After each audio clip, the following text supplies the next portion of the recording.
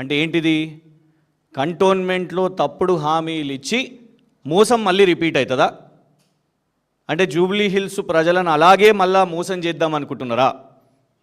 ఇది ప్రత్యేకంగా కంటోన్మెంట్ వాళ్ళము జూబ్లీ హిల్స్ ఓటర్ల కోసం ఇవాళ పెట్టిన ప్రెస్ మీట్. అక్కడ కూర్చున్నది కంటోన్మెంట్ మార్కెట్ చైర్మన్, మాజీ market chairman, Boinpally market chairman, మా ఇన్ఛార్జు అభ్యర్థి నివేదిత గారు, వారు టిఎన్ శ్రీనివాస్ గారు, గజ్జల్ నగేష్ గారు, కంటోన్మెంట్ వాస్తవ్యులు చైర్మన్ గారు, మరియు కంటోన్మెంట్ జిహెచ్ఎంసీ ఒక్క డివిజన్ ఉంటుంది, దానికి కోఆప్షన్ మెంబర్గా పనిచేసిన నరసింహముద్రాజ్ గారు. ఇలా ప్రత్యేకంగా కంటోన్మెంట్ వాళ్ళం ఎందుకు వచ్చి కూర్చున్నామంటే, మంత్రులు పదే పదే కంటోన్మెంట్ అనే ఒక ఇట్లా కోడిని పెట్టేసి, ఇగో కంటోన్మెంట్లో ఏదో చేసినాము, ఉరగబెట్టినాము, జూబ్లీ హిల్స్ వాళ్ళని కూడా మోసం చేస్తాం ఇది చూపెట్టి అని అంటున్నారు. నంబర్ 1 రేవంత్ రెడ్డి గారు, వారు ముందు ఎంపీగా కూడా ఉన్నారు అక్కడనే. ఎందుకంటే రాజకీయంగా కొడంగల్లో ఓడిపోయిన తర్వాత మల్కాజ్గిరిలో వచ్చి అక్కడ కూడా ప్రజలను నమ్మించి కొంత తక్కువ మార్జిన్లో గెలిచారు. గెలిచిన తర్వాత ఏమన్నా చేసిర్రా అని అంటే హామీలు ఇచ్చారు, తర్వాత మళ్ళీ గాయం, మళ్ళీ మల్కాజ్గిరిది దిక్కే లేదు. రేవంత్ రెడ్డి గారు ఇచ్చిన హామీ, అక్కడున్న సమస్య డిఫెన్స్ ల్యాండ్స్, రక్షణ శాఖ భూములను రెగ్యులరైజ్ చేపించి పట్టాలు ఇస్తాము అని హామీ ఇచ్చిండ్రు. సూటి ప్రశ్న రేవంత్ రెడ్డి గారికి, కంటోన్మెంట్లో ఓట్లు వచ్చిన తర్వాత మీరు ఒక్క పట్టానాన్ని ఇచ్చిండ్రా? ఒక్క సింగిల్ పట్టానన్నా మీరు కంటోన్మెంట్ నియోజకవర్గంలో ఒక్కొక్కరిని ఇచ్చిర్రా? అది ఇచ్చి మీరు జూబ్లీ హిల్స్లో ఓటు అడగండి. మేము డైరెక్ట్గా ఛాలెంజ్ చేస్తున్నాం. మొత్తం కంటోన్మెంట్ నియోజకవర్గంలో మీరు ఇచ్చిన ముఖ్యమంత్రిగా అయిన తర్వాత మీరు ఒక్క పట్టానన్నా ఇవ్వడం జరిగిందా? ఇవ్వలేదు. ఇల్లు, ఇంద్రమ్మ ఇల్లు అని హామీ ఇచ్చారు. పొంగులేటి శ్రీనివాసరెడ్డి గారు కంటోన్మెంట్ నియోజకవర్గంలో ఉప ఎన్నిక అప్పుడు ఇన్ఛార్జ్ ఉండే, వారి మాటల్లోనే విందాం ఏం మాట్లాడారు.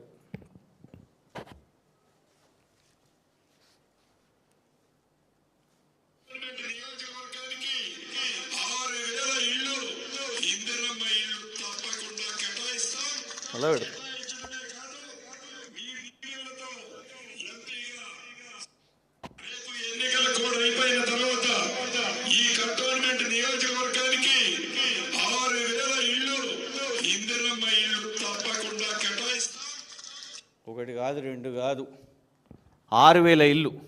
ఏమని చెప్పారంటే, హైదరాబాద్ నగరంలో ఒక్కొక్క నియోజకవర్గంలో మేము 3,500 ఇస్తున్నాము, కానీ మీరు కంటోన్మెంట్ స్పెషల్, మాకు చాలా ప్రేమ కంటోన్మెంట్ అంటే, కంటోన్మెంట్ ఉప ఎన్నికలో మాకు ఓట్లు వేస్తే మీకు అందరికంటే ఎక్కువ ప్రేమ చూపిస్తాము, 6,000 ఇంద్రమ్మ ఇల్లు ఇస్తాము అని చెప్పారు పొంగులేటి శ్రీనివాసరెడ్డి గారు.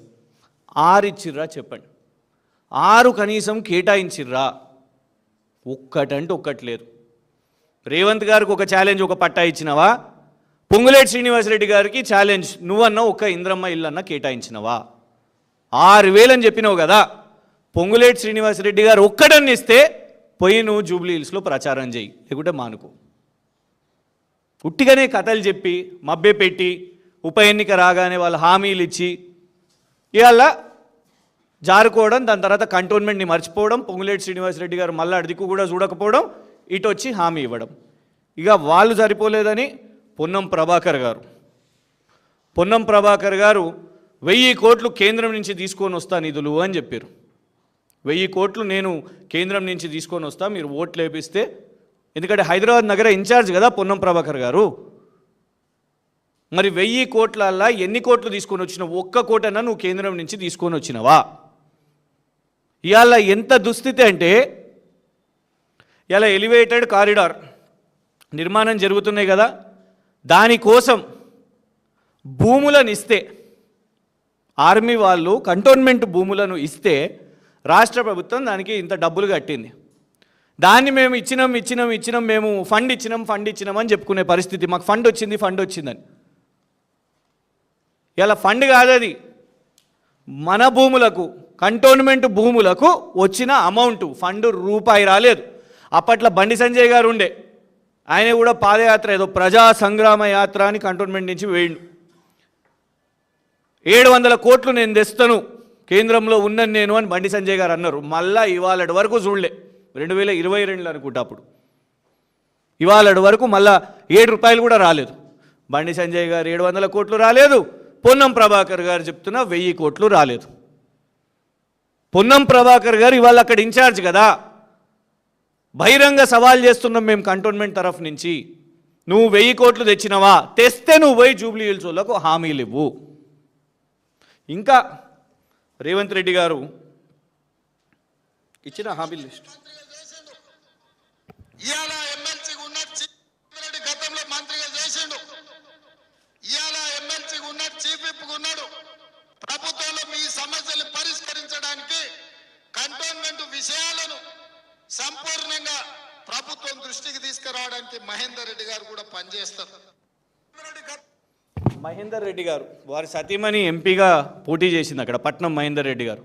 మంచి ఇంట్రొడక్షన్ ఇచ్చారు రేవంత్ రెడ్డి గారే. ఎమ్మెల్సీగా ఉన్నారు, చీఫ్ విప్ ఉన్నారు, నిధులు ఇస్తారు, మీ కంటోన్మెంట్కి చేస్తారు అని. 1 రూపాయి అని ఇచ్చిర్రా, ఆడి దిక్కు మళ్ళీ చూడలేదు కూడా.